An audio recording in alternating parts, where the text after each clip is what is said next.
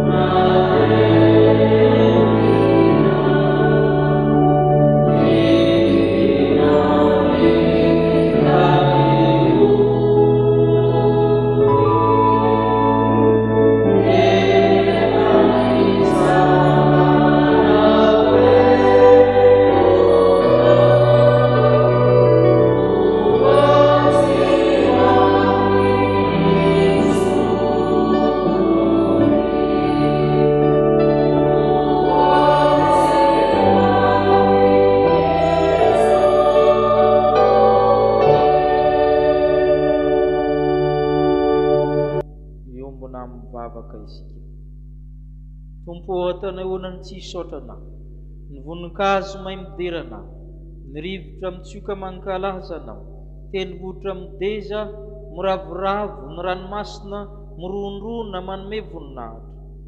Ny zavaboary manontolo izay nataonao dia may manome voninahitra anao. Ataonao ahoana? Ataonay ahoana tokoa izay olombelona izay fiandoham-pahariana ny tsy mba hidera tsy hankalaza anao, izay olona rehetra noforononao izao ve? Indrindra fa ny kristianina izay natsangana ho zanaka tao amin'ny Kristy. Rehefa lavo manko ny olombelona dia tsy nety ianao noho ny fitiavanao fa naniraka ny zanakao, nahatonga anay olona araka ny fanahy, nahatonga anay Israely vaovao, nahatonga anay ho zanak'Andriamanitra. Izany famonjenao izany no iderahanay ianao, ankalazanay ianao, satria endre ny antsonanay hoe zanak'Andriamanitra, sady zany tokoa izahay. Ny fanahy dia miara-milaza amin'ny fanahinay fa zanak'Andriamanitra izahay. Miakatra amin'ny raiko sy ny rainareo aho Kristy, koa misaotra anao koa izay Kristy, fananaiky ianao mba hanonanay ny rainao mba ho rainay. Misaotra anao izay fanahy masina fa ianao ny tombo-kase maha-zanak'Andriamanitra anay, koa ankehitriny raha manao izao fanompoam-pavahana zao izahay. Ianao Andriamanitra indray ny fiderana sy fankasitrahana ary ny fisaorana. Mbola velonay natrapamonjeny izay, mbola afaka miantso ny anaranao, mbola afaka mitodika aminao, mbola afaka mandreny teninao. Toy izay amin'ny soranay, koa mianta aminao izay fanahy masina. Amasino izay rehetra, amasino izao fanompoam-pavahana zao, mba ho anitra kasitrahana eo masinao. Ka ianao Andriamanitra namasina ny tsirairay, fa tempolon'Andriamanitra izahay, ka tsy ho simba ny tempolinao mba hanimbananay. Koa ny fahasoavana nampifahasoavana hitoetra aminay, koa ianao fanahy masina hitarika anay amin'izao fanompoana izao, mba ahazoanay ny famelan-keloka avy aminao. Izany no angatahana amin'ny anaran'i Kristy izay nampianatra anay hivavaka manao hoe iranay hoe zananao, masina ny anaranao, hitonga ny fanjakana, ataonay ny sitraponao, hiteny tamin'ny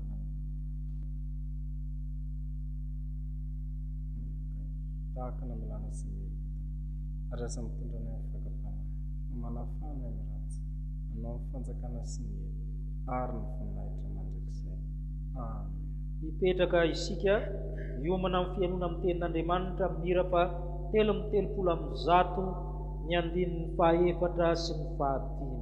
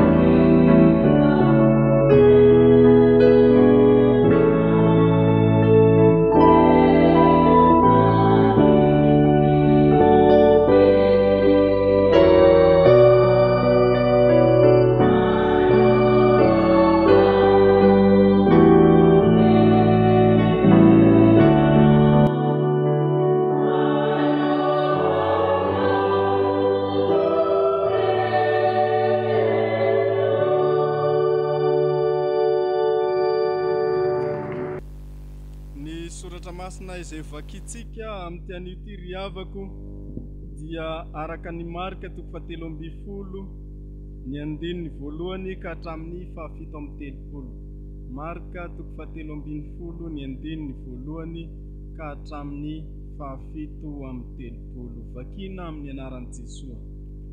Ary noho ny ala teo ankianjan'ny tempolo Jesosy dia hoy ny mpianany anankiray taminy: mpampianatro, akory re ireto vato sy rafitra ireto?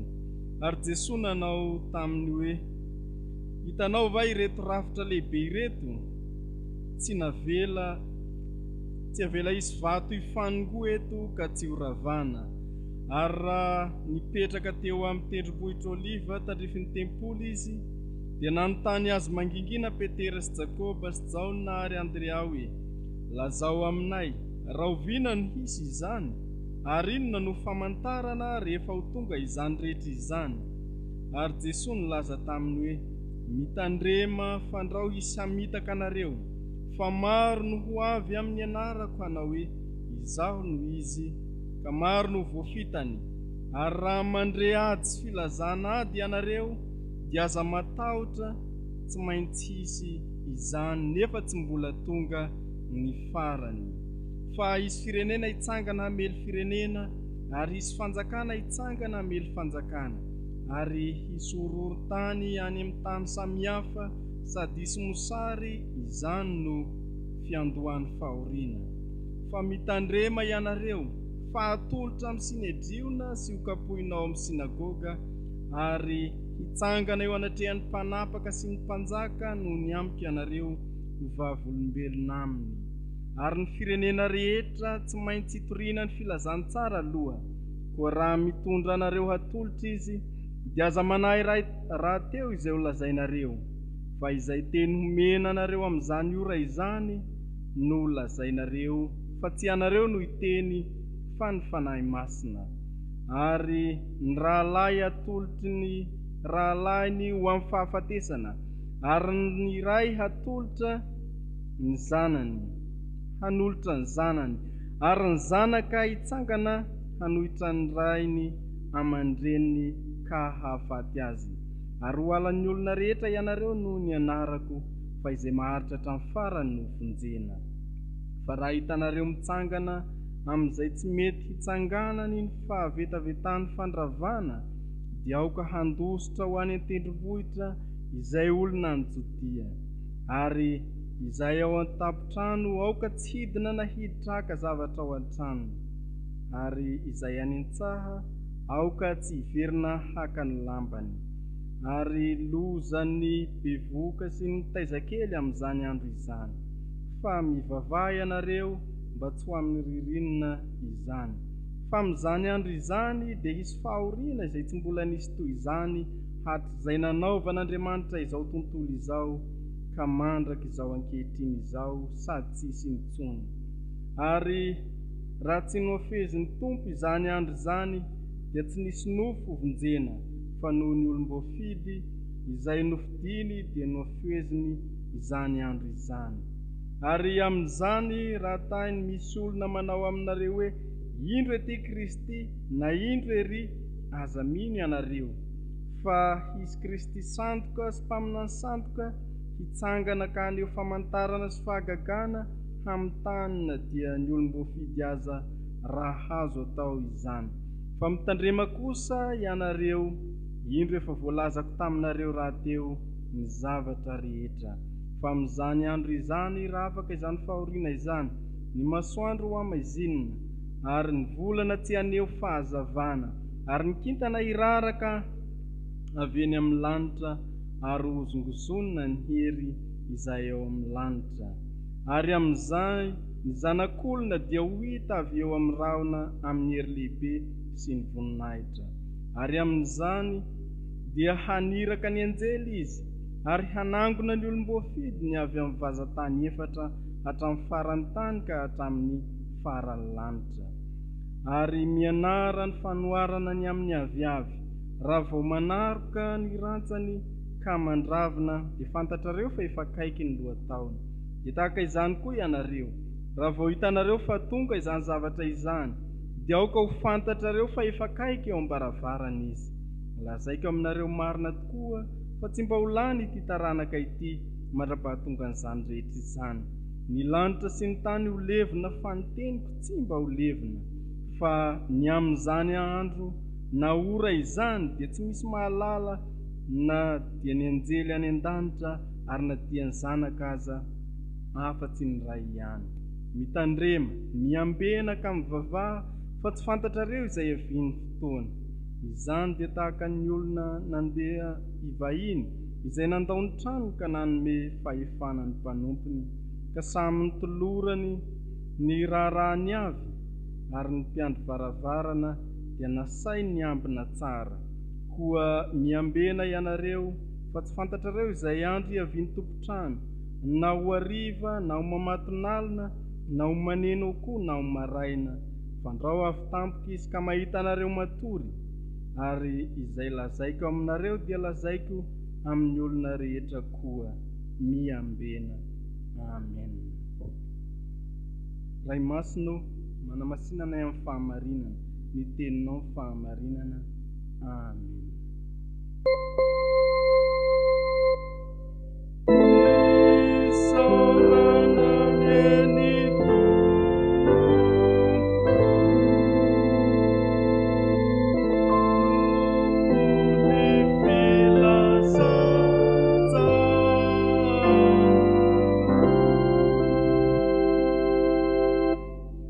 Hitsangana isika riavako hivavaka.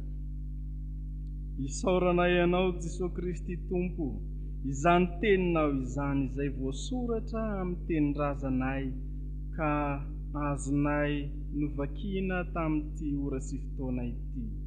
Mananteny izahay fa ao anatin'izany no ampitahanao ny sitraponao, ampianaranao anay indray mba hahatonga anay hitandrina, hiambina sy hivavaka mandrakariva ihany koa, mba rapahatonga ny fotoana izay iavinao.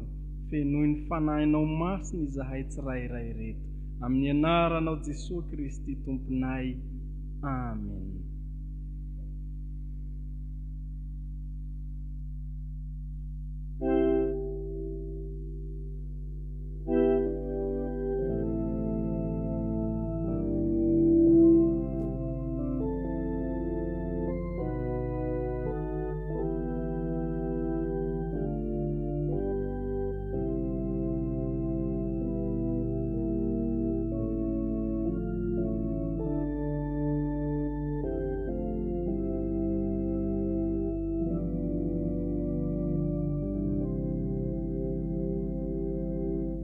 Ho aminareo izay malalin'Andriamanitra sady voantso ny masina, ho aminareo ny fahasoavany mampiadana amin'Andriamanitra raintsika sy Jesosy Kristy Tompontsika hipetraka ianareo.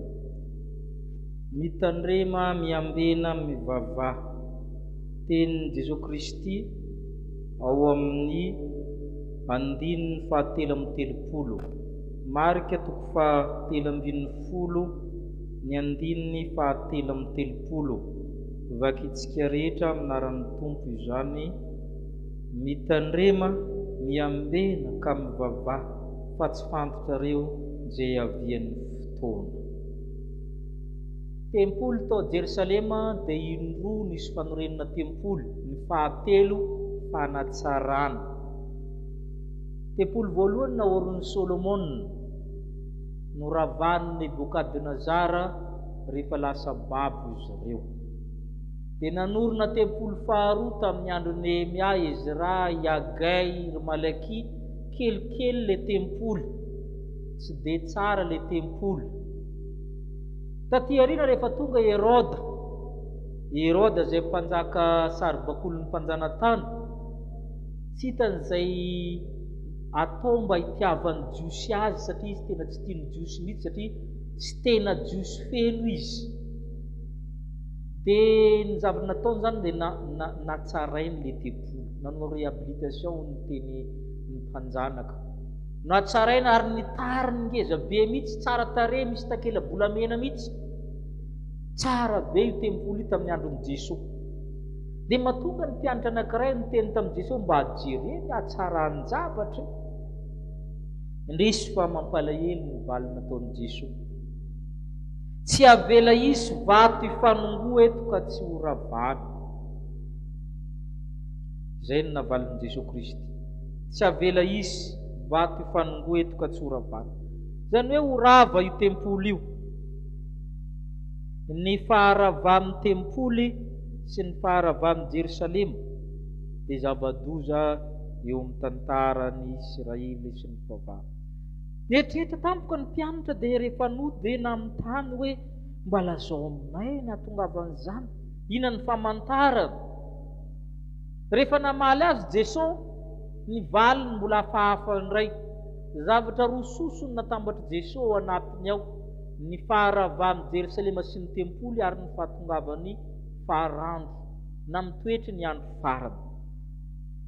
Mifangaro amin'ny marika 7:10 io ny faharavany Jerosalema sy ny fahatongavany faharandro. Miaraka hazavain'ny tompo zany satria ny faharavany Jerosalema dia tamindindony faharavany zao tontolo zao ho amin'ny faharandro. Izay ny avian'ny teny tompo hoe mitandrema, miambena ka mivavaha. Fitandremana, tsy zovena amintsika fa inona avy ny zavatra tandremana. Maromaro izy ireo, ampahana amin'izany ny singa amintsika. Ny zavatra voalohany dia andro ny famitahana izany, andro ny fisandohana sy famitahana. Hitantsika amin'ny andinin'ny 5 sy ny 9. Tandrema fandrao isamitaka anareo. Ary zany tokoa nitranga talohan'ny faharavany Jerosalema dia nisy olona nandeha hoe za hitarika ny Jiosy ady amin'ny Romanina. Nisy olona maro, nisy Jodasy avy any Galilea zany nitarika ny Jiosy nikomy. Misy avy any Egypta nitarika ny Jiosy ikomy. Misy an'izany Barkoba zany na zanaky ny kintana nitarika ny Jiosy ikomy. Ireo zany dia tena nataona olona maro mihitsy ireo. Ka tandremo Kristy fa andro ny fisandohana izany. Nisy Kristy sandoka eraka ny tany rehetra io. Zay aloha zany andro ny famitana sy fisandohana. Ary zany toetry ny andro farany. Mateto Madagasikara nge efa nisy olona nisandoka ny Kristy e. Tokony mba mitsangana manko izy zao mandresan'le coronavirus aloha. Io zany andro ny famitahana. Ary tsy mamenatra ny olona miteny hoe za ny mpaminany, za mpaminany avy aiza, za manana fanahy madio, za manana an'izao sy zao. Tsy mampitaraiky ny olona mihitsy manao an'izany. Andro ny famitahana sy ny fisandohana. Fa izany andro zany koa tandremana, ambenana, ivavahana satria andro ny tahotra. Andro ny tahotra. Misy ady sy filazana ady ozy izy, kanefa aza matahatra, tsy maintsy tongo zany. Ka ianao zany nendray ny tahotra ny mahafaty ny olona. Amin'izao zava-misy amin'ny firenena zao ianareo mieritreritra hoe maty ny coronavirus daholo ny olona reny. Misy maty ny tahotra ny sasany, fa tsy voakory. Andro ny tahotra zao, misy firenena hitsangana meritreritra. Efa tsy fantatra izay lefa amin'ny olona hoe ty nge natao amin'ny terany Afrika e, ty nge natao anaovana an'izao. Tsy vitan'izany ihany. Fa mbola miatra koa ny loza voajanahary maro samihafa. Fatatsika fa nisy tany ivelany tany. Mihiboka nefa ny horohorontany tonga. Firenena anankiray izay fantatrareo. Inona zany nataon'ny olona hiboka sa hivoaka? Hivoaka matin'ny aretina, hiboka ny horohorontany nisy tao amin'izareo. Andro ny tahotra sy ny horohoro. Kanefa koa ny faharavany Jerosalema koa rehefa manamitanina ny faharandro, andro ny fanenjehana koa. Mifanenjika amin'ny olona, zany ny volon'andro. Atolona amin'ny sinedrona, manomboka amin'ny dininy 7 tsika izao ry abana. Atolona amin'ny sinedrona ianareo. Ho kapony ianareo, atolotra ianareo. Andro ny fanenjehana. Manenjika anareo ny olona. Tsy tia fivavahana ny olona. Manenjika fivavahana ny olona amin'ny fomba ankolaka na mivantana. Ary na ny mpiangona koa ary ny kristianina dia mifanenjika. Ny samy fivavahana mifanenjika. Andro ny fifanenjehana. Andro ny fisarahana koa. Isaraka ny mpianakavy. Rehefa tsy mpiray fiangonan-kamoko zany dia efa tsy vangiko tsony ianao, tsy arabaina tsony ianao, tsy abako tsony ianao. Sabotsy sy alahady ivavahana dia mampiady. Anaram-piangonana dia mampiady. Hanika ny ray aman-dreny izy hanolotra ny zanany. Ary ho hala ny olona rehetra nareo noho ny anarako. Andro ny fisaratsarana. Andro ny fahabetavetana koa ty zavatra vetaveta amin'ny olona. Ary zany mahatonga ny gazety manokana karazana gazety vetaveta mihitsy satria zany tiany olona. na eto Madagasikara ary manana antsika karazany gazety vetabeta satria za mitiany olona andro ny favetavetana mivavetavetana tiany resahana eto ny favetavetana fivavahana sasiny olona asiny tsony ny fivavahana Antiokoso Epifanina tamin'ny andron'ny Makabeo dia nanao zany zavatra fady indrindra zany nanipy taolana olona maty sy henan-kisoa tao amin'ny tempoly dia fady indrindra amin'ny Jiosy zany atao hoe favetavetan'ny fandravana ka miavetavety amin'ny olona raha vao mitranga fa miavetaveta mafy ny olona dia favetavetana eto dia fitsanganany izay manda ngeza be sy lohan'ondro natsanga amin'ny Tiposy ao ivelany Jerosalema ao raha vao mitranga izany ho Jesosy ndana mandositra aoka andositra ny olona andro ny fahoriana andininy fafita mifolozany zay bevoka sy mitaiza kely tamin'izany andro zany ry avy ny atao fahiramo Jerosalema tsisy hanina ntsony tao nohanina daholo ny hoditra rehetra fehikibo sy ny sisa zany satria ireny hoditra biby aminy dia andrahoana ny hoe lozany bevoka sy ny taiza sy ny tahaka an'izany rehefa teraka ny vehivavy dia azokazana ny ahatra nanjavatra mivoaka amin'iny atao sakafo ny miaramila satria tsisy hanina tony Jerosalema tsisy rano zany ny tranga raha ampiarina koa zany amin'ny androntsika ankehitriny dia be fahoriana amin'ny olona kere tsy fisinkamina aretina sy ny sisa be fahoriana amin'ny olona kanefa koa io fotoana io andro ny fitadiavana fahagagana be dia be ny mpanao fahagagana tany Jerosalema nilaza mahafaka ny fahirana ataon'ireo Tiposy ao ivelany ao zany koa nitranga tamin'ny Jerosalema zany miteneniny koa hoe andininy faharaiky amby roapolo hoe raha misy olona manao aminareo indro aty Kristy indro ery isy Kristy sandoka sy ane famantarana ty fahagagana amin'ny olona ary io amin'ny toetrandro iainantsika dia izay tomany azo zavatra teo sitrana te azo vady te azo arena ny antony andanina amin'ny fiangonana tsy mitory tsy misy pirofo sy ny oiaoia satria milina fahagagana ny olona tadi fa ny fahagagana dia tsy mampiditra no an-danitra na ovinana vina ny olona ty fahagagana tsy mitsahatra mahita fahagagana androany izy te hita indray raha afaka-pitso te hita indray te hita foana fahagagana nefa tsy te hiova tsy te hanara-diny tompo fa te hita fahagagana tahaka ny hoe Jiosy mila famantarana fa ny jentilisa mila fahindrina andro ny fitadiavana fahagagana izany ka raha tsisy fahagagana miseho firy amin'ny fiangonanao amin'ilay eritreretiny dia miala izy dia mifindry izy ary zany mahatonga eto milaza hoe andininy faharoa amby roapolo mba hovarantsika mamaky fa isy Kristy sandoka sy mpaminany sandoka hitsangana ane famantarana sy fahagagana amin'ny tana dia ny olom-boafidy aza raha azo atao zany satria ty fahagagana ny otra amin'ny olona na ny kristianina raha voafitaka na ny mpitondra vavahana ary ho voafitaka rehefa mila ianao dia omeny dia volokona menao fahagagana ary mahay mihoatra noho ny antsika rehefa io ihany tadiavinao everinao fafamonjena homeny devoly ianao aza gaga mihitsy raha misy olona mahay manangana ny maty fa tsy miaraka amin'ny Kristy izy zavatra ara-dalàna zany rehefa mitady ianao dia ahita ary izay mahatonga ny Kristy mitandrema ianareo fa voalazako taminareo izany rehetra izany ary koa dia andro ny faharavana lehibe betsaka ny zavatra rava na mitoetsaina na amin'inona rava andininy fahaefatra amby roapolo ny volana ny masoandro amezina ny volana ny tsy ane fahazavana zany dia midika hoe misy toetsaina rava misy teknôlôjia rava misy rafitra mirava foana eto amin'izao tontolo izao tsy misy zavatra maharitra itsony ozongozonina ny hery eo amin'ny lanitra zany hoe andro ny faharavana zao ndray dia efa miova ndray amin'ny olona tsy hany ndray zao ny resaka dia miovana amin'ny toetsain'ny olona andro ny faharavana izy miambena ho ny tompo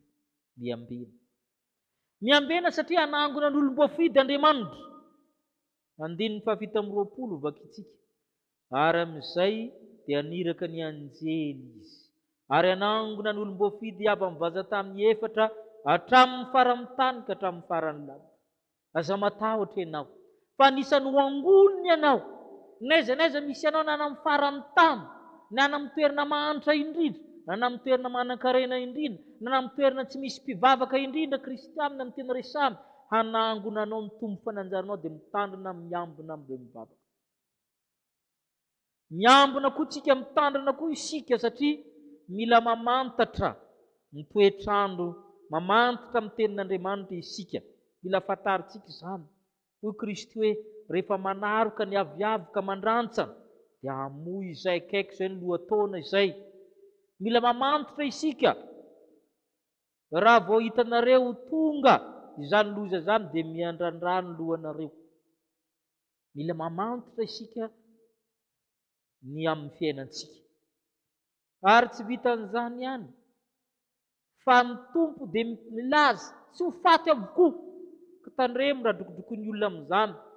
Amin'ny andininy 17 lazaiko aminareo marina tokoa fa tsy mba ho lany ity taranaka ity mandra-pahatonga an'izany rehetra izany. Tsy marina ilay hoe maty avokoa ny olona rehetra. Amin'ny andro iavian'i Kristy dia mbola misy olombelona eto. Na dia be ary ny fahoriana, tsy ho lany ritra ny olombelona. Fa mbola misy olombelona eto amin'ny hatongavan'i Kristy. Fa izy kosa milaza hoe na dia mamantatra ary itsika, tsy misy mahafantatra na ny anjela nandanitra azy. Adalàna koa no manao kajikajy. Efa mpiry nanao kajy moa ny fiangonana sasany. Tamin'ny première guerre zareo niteny amin'io hoe kandro première guerre ny tonga. Dia nanonona indray sasany deuxième guerre ny tonga. Amin'ny taona 2000 hoe amin'ny taona lany andro. Efa milaza ny tompo hoe tsy misy mahafantatra. Fa ny anjaranao dia mamantatra, miambina, mitandrina, mivavaka. Mila ny fanahy masina isika. Izay koa no afatra ho anao. Ary amin'ny andininy 120, ina moa no atao manoloana an'izany rehetra izany? Inara no ataontsika e? Hoy Kristy mila fanahy masina nareo. Andininy 120 verenantsika. Koa raha mitondra anareo atolotra izy, dia aza manara-teo ny amin'ny lazainareo. Fa miteny omena anareo amin'izany oro izany, omena anareo. Fa tsy anareo no hiteny, fa izy, fa ny fanahy masina. Io fanahy masina io no omen'Andriamanitra antsika hatrany, eo akaikintsika mandrakariva, amin'izany rehetra izany. Na voenjika ianao, na manoloana famitana ianao, na manoloana fahoriana ianao, na manoloana aretina ianao, ny fanahy masina ihany, ny fiangonana mety hikatona. Mety tsy hoeninao koa ny toriteny, fa ny fanahy masina no aminao mandrakariva. Io no hery antsika. Izy no manome teny teneninao, izy no mampianatra anao, izy no mampahatsiahy izay rehetra nomenanao. Ary indrindrandrindra, mila mitenin'Andriamanitra isika miazona antsika. Andininy 130, andininy 130 vakitsika. Ny lanitra sy ny tany ho levona. Ahoana mitohina? Fa ny teniko tsy mba ho levona. Ninona tsy fitiavan'olona amin'ny tenin'Andriamanitra dia hitoetra foana io. Efa betsaka izay natao adalàna natao tamin'io izay, nandorana, na ilika, ny tenenina hoe zava-poana, lengalenga, anganongano, mbola efoana io. Ary mandrakizay efoana io, fa sasa-poana ianao, manenjika ny tenin'Andriamanitra. Fa tenin'Andriamanitra izany teny velona, i Kristy mihitsy. Ka io koa no azontsika ianterana, fa tsy ny tenin'ny olombelona, sy ny demokrasia, fa tsy ny tendansy eto amin'izao tontolo izao, tsy hoe nouvel ordre mondial, fa ny tenin'i Kristy. Ny lanitra sy ny tany ho levana fa ny teniko maharitra mandrakizay. Ninona tsangana eto amin'izao tontolo izao eto zava-poana, fa ny tenin'Andriamanitra ny maharitra mandrakizay. Amin'ny zavatra rehetra n'izy izy tsy tia izany tenin'Andriamanitra izany, fa io ny maharitra mandrakizay. Ary io ny ainanay kristianina, mahavelona anay hatranan-danitra. Na dia tsy nankanina ary izay, fa tsy ny mofo ihany ny iveloman'ny olona, fa miteny rehetra aloky ny vavan'Andriamanitra. Ho an'Andriamanitra ireny ny voninahitra. Amen.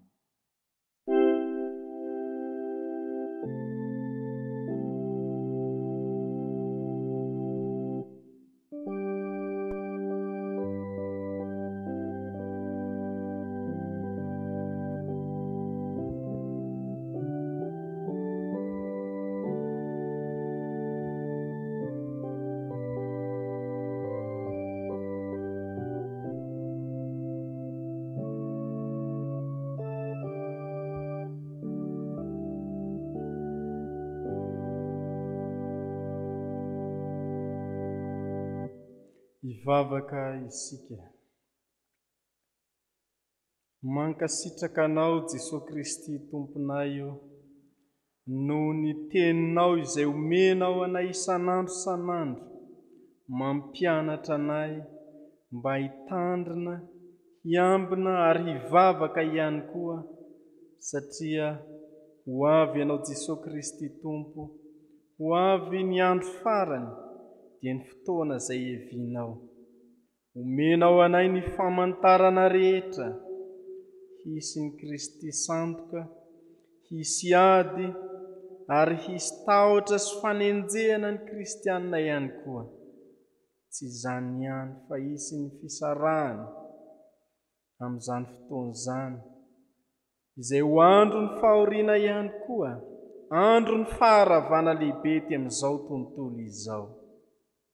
Ireo famantarana ireo Tompo dia efa miseho avokoa, ary izany no tokony tandremanay sy ambenanay ary hivavahanay fatratra, satria tsy fantatray ny fotoana izay hiavinao. Efa miseho ny famantarana ankehitriny amin'izao vanim-potoana izay iainana izao, koa mifona aminao izahay ry Jesosy Kristy Tomponay, fa tsy mba nanatanteraka izany izahay variana amin'ny zavatra hafa ka tsy misaina akory ny teny nambaranao Jesosy Kristy Tompo, indrindra fa izany toetra mitandrina sy miambina ary mivavaka izany dia tsy mba hanananay, koa mifona aminao izahay Kristy, mamindra-fo aminay. Ampianaro ary izahay mba hay saintsaina lalina ny teninao ka handinika tsara ny zava-misy. Ny toe-javatra miseho atrenay ankehitriny mba hahatonga sainanay ka hitandrina tsara izahay ety amin'izao tontolo izao. Mba hiambina ihany koa satria tsy hainay tokoa, tsy misy mahafantatra ny fotoana izay hevinao. Mba tsy ho fanamelohana anay eny izany fotoana izany Tompo, fa hanao zava-dehibe ny fivavahana aminao tokoa izahay, ka hiandrandra fatratra izany fotoana izany.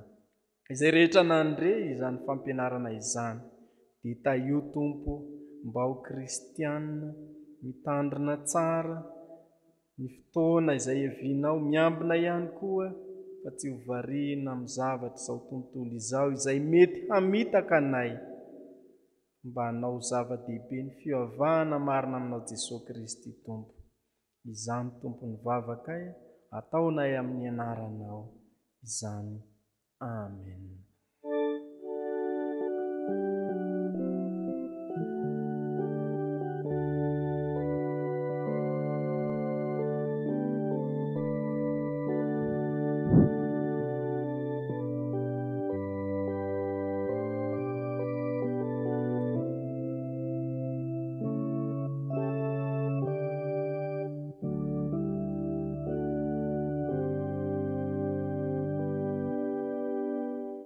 Ho antsika izay vonona anatina ny Tompo handray ny fiarovany ka ny bebaka marina tokoa mitsangana indray ny teny soamafaly fa mafany fahotantsika ny Tompo.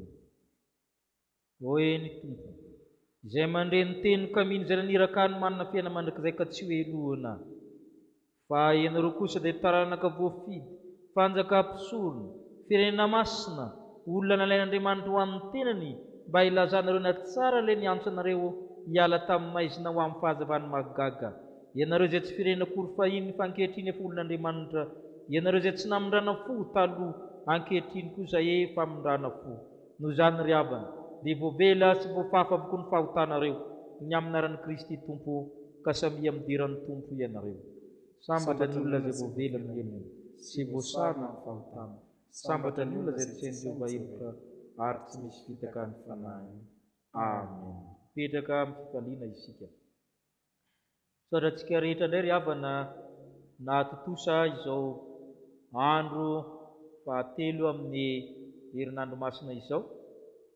Ny lohahevitra teo dia hoe mitandrema, miambena ary mivavaha. Raha pitso-ndray dia manasanao hiaraka aminay.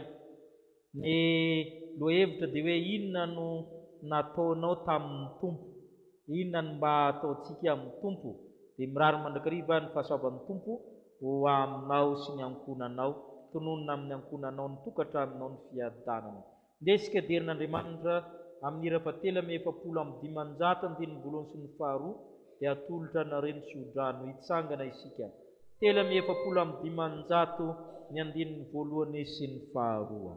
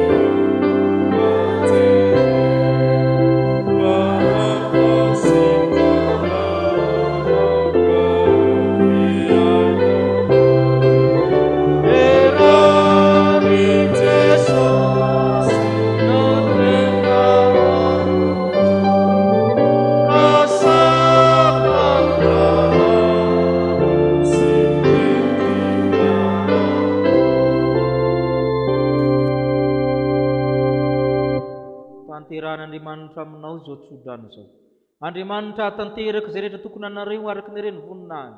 Ho tahinana ao an-tsaha, ho tahinana ao an-tanàna, ho tahinana teraky ny kibonao, ho tahinana ny filaninao, ho tahinao raha miditra, ho tahinao raha mivoaka, samy ho tanteraka avokoa ianao sy ny fanahinao, ka ho arovana avokoa ny teninareo tsy hanantsiny amin'ny fiavian'i Kristy Tompontsika. Amen. Petraka hivavaka mangina isika Tompo. Aleluia, fa ny Tompo Andriamantsika dia ny Tompo tsy toa no mpanjaka. Aoka isika hifaly sy ravoravo ka hanome voninahitra azy. Ho an'Andriamanitra ireneny voninahitra amin'ny anaran'ny Ray sy ny Zanaka ary ny Fanahy Masina. Amen.